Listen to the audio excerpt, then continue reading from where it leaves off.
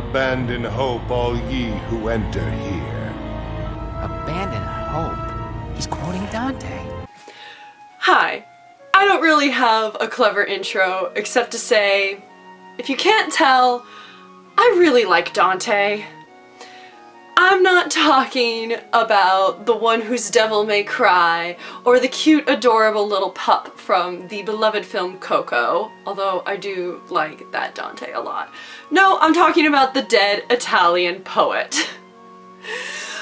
Behind me is a section of my bookcase in which I collect various translations of Dante's Divine Comedy, which is a set of poems including the Inferno, the Purgatory or Purgatorio, and Paradise or Paradiso. And Dante, much like Greek mythology and his interpretation of hell, have been adapted a million times over between film, utilized as themes in other literature, heck, even certain anime series like my personal favorite, Umi Neko no Nako Koro ni, or When the Seagulls Cry, relies heavily upon themes from Dante's work, not just stealing characters' names like Beatrice. I even have, believe it or not, a set of Dante-themed tarot cards, which, according to him, I would go to hell for using. But let's face it, this is the least of my worries. I mean, there's plenty that you can log criticism for, and he is most certainly a product of his time in what he sends people to. However, we cannot deny the fact that he created a Mean Girls style burn book with the Inferno is absolutely legendary and petty on a completely extra level, one that I wish I could ever attain. My goodness. Which, speaking of, it's actually interesting bringing up the tarot cards. Something that's really great about Dante is he relies on super heavy themes and super interesting imagery to get his points across, which can then be utilized in other media. And the tarot deck actually is really interesting and can actually be a great example of how to take themes from a piece of work and incorporate them into another medium. With the tarot deck specifically, they actually placed Dante as the Magician card, which denotes efficiency, decisiveness, shrewdness, and meticulousness. Something that could quite literally be a great way to describe the poet. However, when reversed, it displays impudence, social climbing, quackery, and rudeness. Oof, harsh. And of course they have the devil as the devil, which, if you have not read Dante's original work, the devil is the very end of hell, stuck in a frozen lake from the waist down, and has three heads chewing upon just the worst offenders that you could possibly find, one of which being Judas, of course. And in order to leave hell, Dante must climb past Lucifer and finds himself onto the Mountain of Purgatory. And what's interesting about the Mountain of Purgatory is its shape is quite literally an inverse of hell. Hell has Dante starting from the top, going down. Once he meets Lucifer, it becomes flipped, starting from the bottom of the mountain and going up. Much like how the Devil card in tarot, while on its right side, is quite literally one of the worst cards you can possibly draw, but in its reverse, it symbolizes new beginnings and actually quite a lot of good things. Symbolic of Dante's reversal of going down through hell, going up through purgatory, climbing past the devil to reach the light. Funny how something like a tarot deck can actually inadvertently take on one of the greatest pieces of symbolism in Dante's work. And if we're going to talk about themes when it comes to Dante, my personal favorite comes his choice upon love being one of the central themes. Again, if you don't really know much about Dante, he did have a muse, a woman by the name of Beatrice Portinari, who he never actually spoke words with and died when he was very young, but she became the muse and love of his life in his writings. He did actually marry in real life and have 3 children, but we're gonna talk about Beatrice a little bit. So why I bring up love is to showcase, again, one of my favorite aspects of Dante that gets quite literally overlooked, is the way that the poem starts in Inferno and the way that the poem ends in Paradise. Now, utilizing the traditional Henry Wadsworth Longfellow translation, which was the first English translation of Dante from Italian, the Inferno starts with, "Midway upon the journey of our life, I found myself within a forest dark, for the straightforward pathway had been lost." Starting quite literally alone, frightened, and scared. Now, as Dante continues through hell, goes through purgatory, and makes his way through paradise, the poem, if I can find the page, quite literally ends with, "Here vigor failed the lofty fantasy, but now was turning my desire and will, even as a wheel that equally is moved, the love which moves the sun and the other stars." Dante starts the poem and the journey to hell, alone and in the darkness, eventually finding Virgil and making his way through his journey. In the end, he makes his way through paradise and is surrounded by other heavenly souls, his love, his muse Beatrice, and finds that it is heaven in which moves the stars. Now, Dante very specifically patterned paradise to be like the heavens, like stars, almost moving like what his time period medieval interpretations of space and heavens were, which is quite interesting. Now, why start all this other than to just talk about one of my favorite things ever, is I just want to talk about adaptations. I talk about adaptations quite a lot here, both on my channel and on my Twitch streams, especially in regards to video game to film adaptations. Quite the hot topic as always. Everybody has their fair share of complaints about any sort of adaptation, whether it be good, whether it be bad, but something that I almost feel like we forget quite often when we talk about what makes a good adaptation, especially in regards to video games to film or video game to television, is themes.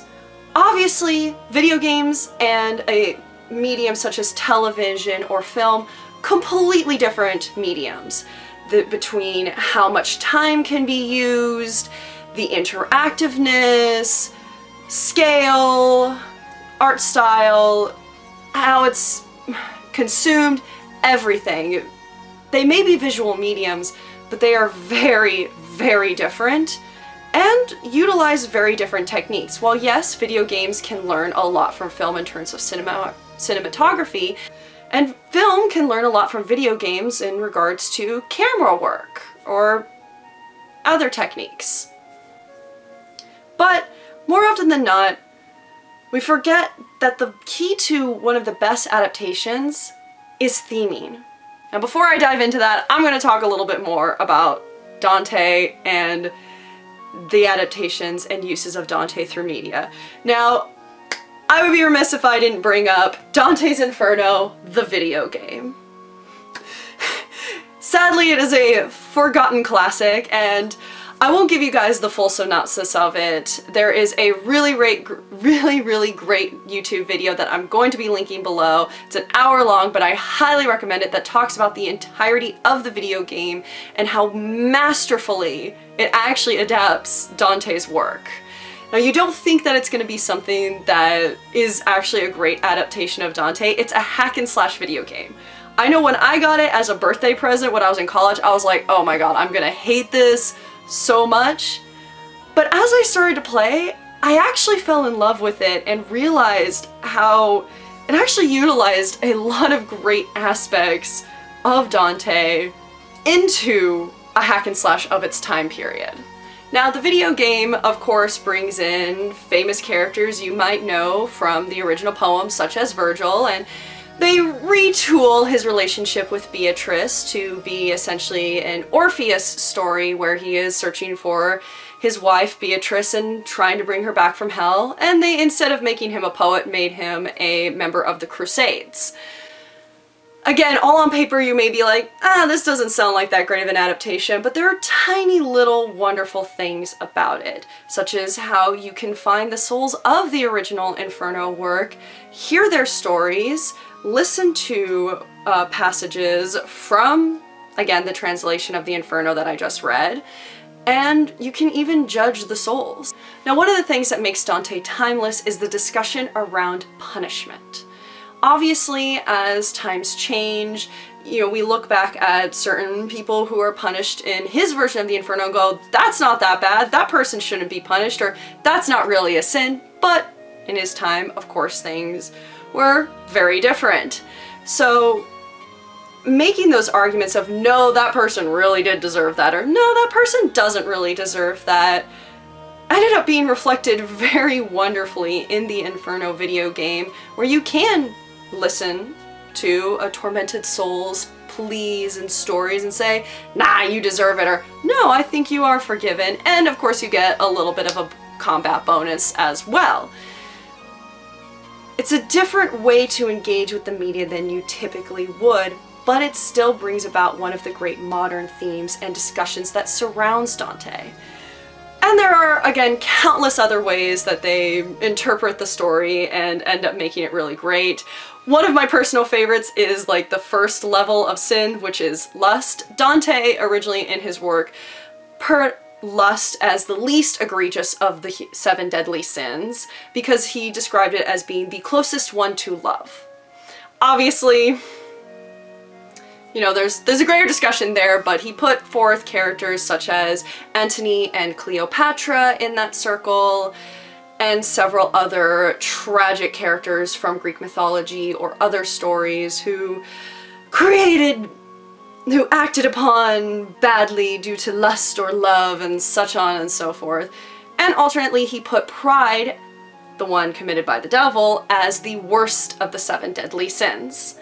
Now, for the video game adaptation, they took Cleopatra and Antony and made them into a massive boss battle that is just, it's hypersexual and grotesque, but in almost all of the best ways. It is something that you look at and you go, this is very much so, mid-2000s game, oh my god. What's crawling out of her nipples? Oh my god. But it's just the right amount of grossness that it actually works. At least in my opinion. Some people really hate it. Other people are just like me, equal parts disgusted, equal parts fascinated, and equal parts rolling their eyes going, yeah, okay, sure, yeah, alright, that is certainly a thing that is happening.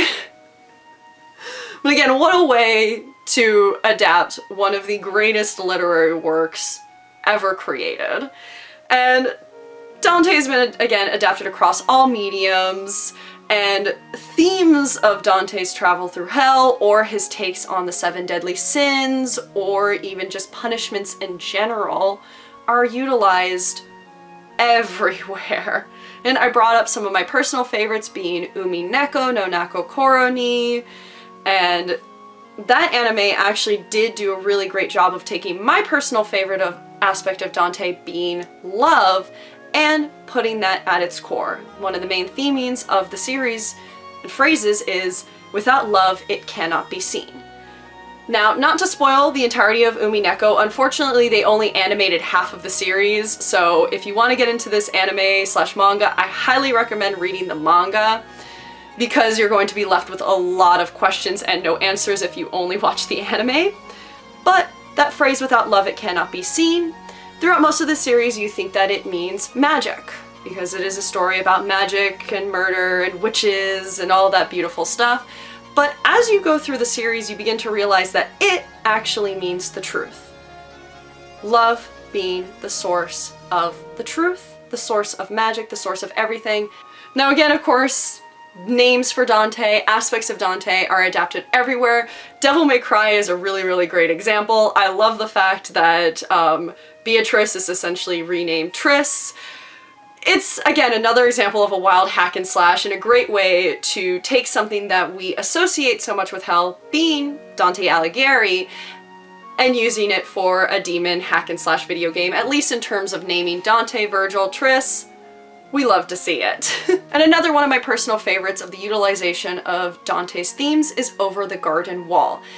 If you haven't watched Over the Garden Wall, it is a beautiful, beautiful animated Cartoon Network original series that I personally rewatch every single fall season about a young boy named Wirt and his stepbrother named Greg traversing through the unknown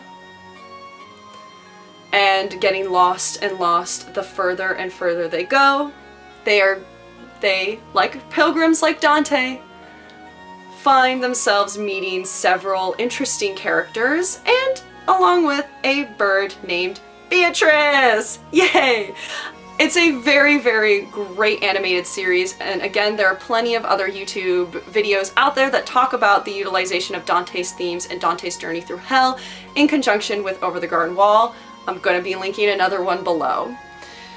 Now, not every single piece of media can be like Dante or even Greek mythology.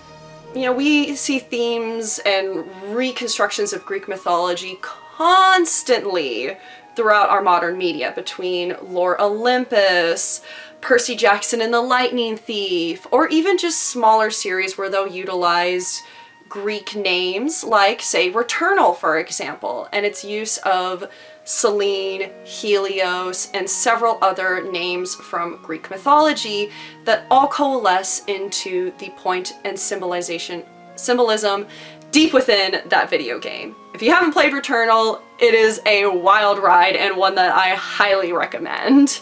And not every series or piece of media can have that great lasting impact that comes with centuries and centuries of study, revere, just knowledge seeped into the public consciousness. However, circling it all back, we can take what we know about what makes a good use of theming and adaptations of Dante and use that to talk about and think about adaptations of your favorite book to a show, your favorite game to a movie, and just dial in that magnifying glass a little bit closer. But an example of a great adaptation that utilizes its themes very strongly is The Last of Us TV show. Now, The Last of Us video game to TV show is the perfect combination. The Last of Us video game was already highly cinematic, and something that I've said before in my previous video talking about video game adaptations, you should totally watch it, is that I find that video games are far better suited to be adapted into TV shows than film, partially because of time length. It's really hard to take something that is 40, 60 hours and condense it into 2 hours or less without losing a lot. Whereas you could condense it into 10 30-minute episodes or 10 1-hour episodes, you're still losing a lot, but you're going to be able to keep most of, if not all of, the important themes and story beats. Now, The Last of Us TV show obviously did add a lot to the series as well. Everything about the show was really great, and the fact that it stuck with the point of at least the first Last of Us game, which was not just the found father-daughter relationship of Joel and Ellie and how much you are willing to go to protect someone that you love at the cost and expense of maybe other people. You can make that argument. But also just the point of The Last of Us being humanity at its core. The Last of Us is a zombie game, yes. It's a zombie series. But the point wasn't always the zombies. Yes, the zombies. I say zombies loosely because technically they're not zombies. That's a whole other thing. But we're just gonna go with zombie to keep it easy, keep it light for conversation. They were always present, and they were arguably interesting, cool, and some of the most creative zombie character designs and source of an infection out there. It definitely gave so many people fear of mushrooms now. Even speaking to coworkers who have never played the game and have only watched the show, they're like, oh, I will not eat mushrooms anymore. It's amazing. But the TV show could have very easily just taken, looking at those zombies and them mushrooms and been like, this is the spectacle, this is all that matters. But it kept the point of the series, which was humans. It's the stories of the people who are dealing with that apocalypse. Yes, you get the action of the zombies and you have the threat of them, but it's really about personal relationships how shitty people can still be in the apocalypse. Again, things that we hold on to even as everything is crumbling apart. It's our relationships with other people. And the TV show, utilizing its strength, again, as a visual medium such as television, took that theme and amplified it so much more. And that's part of one of the many, a million reasons why The Last of Us is a fantastic adaptation. Themes. Themes. It's, in my opinion, why the live-action Resident Evil TV show from Netflix didn't do as well. Aside from the fact that they pretty much gutted the series and they hardly, if at all, used any of the characters from the original. I will say Lance Reddick's Wesker is the best aspect of that adaptation. He was truly phenomenal. I really wish we could have gotten him as like a true 100% proper Wesker. He would have been fantastic. I mean, we did get a few scenes of him as like a proper Resident Evil 5 Wesker. I digress. He was the best part about it because he was the only thing that really felt Resident Evil about it. I mean, yes, we had the zombie dog and we had a liquor here and there and we had a few one-liners of "call me the master of unlocking," which just, you know, you're sitting there, you're like, yeah, that's an Easter egg and you're throwing me a bone. Oh, there's the chainsaw enemy from Resident Evil 4. Okay. But it dropped the ball in its themes. It became very apparent that that TV show was somebody else's idea of a zombie series. Somebody else went, well, that genre is a little bit oversaturated. Let's take an IP that everybody recognizes and loves, slap that on there, slap a couple, one or two maybe iconic characters that you know, and a few, you know, monsters here. Bing, bang, boom, Umbrella Corp, Resident Evil. My problem with it is it really, really dropped the ball with, again, the point of Resident Evil. Point of Resident Evil is not just corporate greed. It's, you know, you've got these survival horror action hero characters. Resident Evil in the video games never got its point to having like a proper apocalypse. And the TV show, of course, had that as well. It just, there wasn't, I can't even like articulate it in a great way. That's the horrible thing about it. It's just,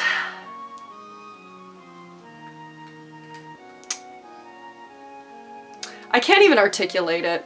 There's just so much about it that doesn't feel like Resident Evil's brand of zombies and feels like somebody else's brand of zombie with maybe a little bit of a Resident Evil top coat, Umbrella Corp top coat to it.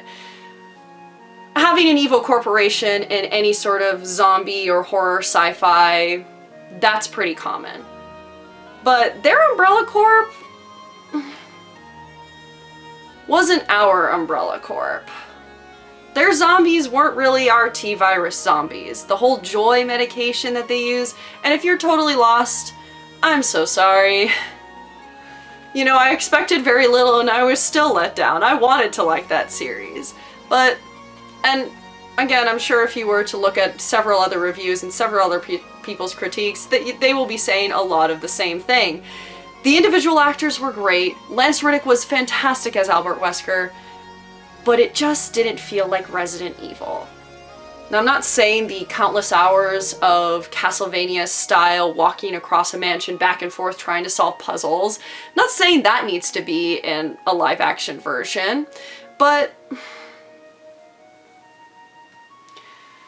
focusing on these adopted daughters of Albert Wesker with this high school drama and this weird suburbia with this drug that makes you happy all the time, that's not, none of that quite sounds like Resident Evil. Then splitting its time with a post-apocalyptic story that again felt fairly generic. I'm not saying an adaptation needs to be one-to-one. It's impossible to take something like a video game and make every single point exact in a movie or TV show. Frankly, I think adaptations should add their own special little flares to the medias that they're adapting from. Again, The Last of Us adding and strengthening its pre-existing characters by adding more to their stories was really great.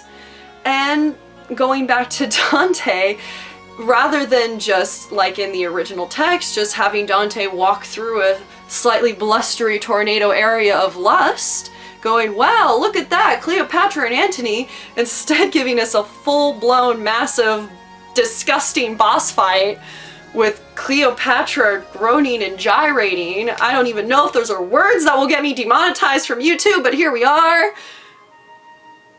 Was great! I'm not saying adaptations need to be one-to-one, but as long as the core themes are there, that's what makes a good adaptation.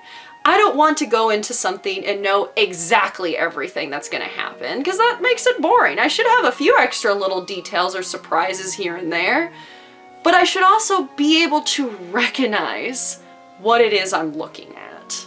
And that's something that Dante has really prevailed. It doesn't matter what coat of paint, what cover it is, whether you're looking at an old black and white movie or you're watching a hack and slash video game, it's still Dante. And those themes can be recognized elsewhere, such as a cartoon or a book like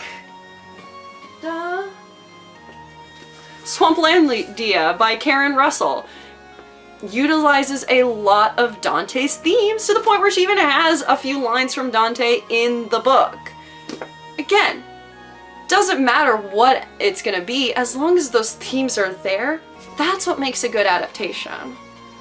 So, thank you so much for joining me and making it to the end of this video. I'm sorry I just couldn't even articulate my disappointment with the live-action Resident Evil Netflix adaptation, but hopefully you got something out of this, and hopefully when you start looking at adaptations, you're going to be focusing on themes. Or maybe this might just inspire you to go play the Dante's Inferno PlayStation 3 game. I really, really wish we could have gotten the follow-up sequel that they had planned for Purgatory. In a perfect world, we did. Maybe this will even get you to pick up your own copy of Dante's Divine Comedy. I'm going to be including several links below in the description. I highly recommend you checking them out, including that video I mentioned about Dante's Inferno, the video game, Over the Garden Wall, and some of my personal favorite translations of Dante for those of you who may want to read the classic, but don't really know where to start because it can be difficult to find the right translation that works for everybody.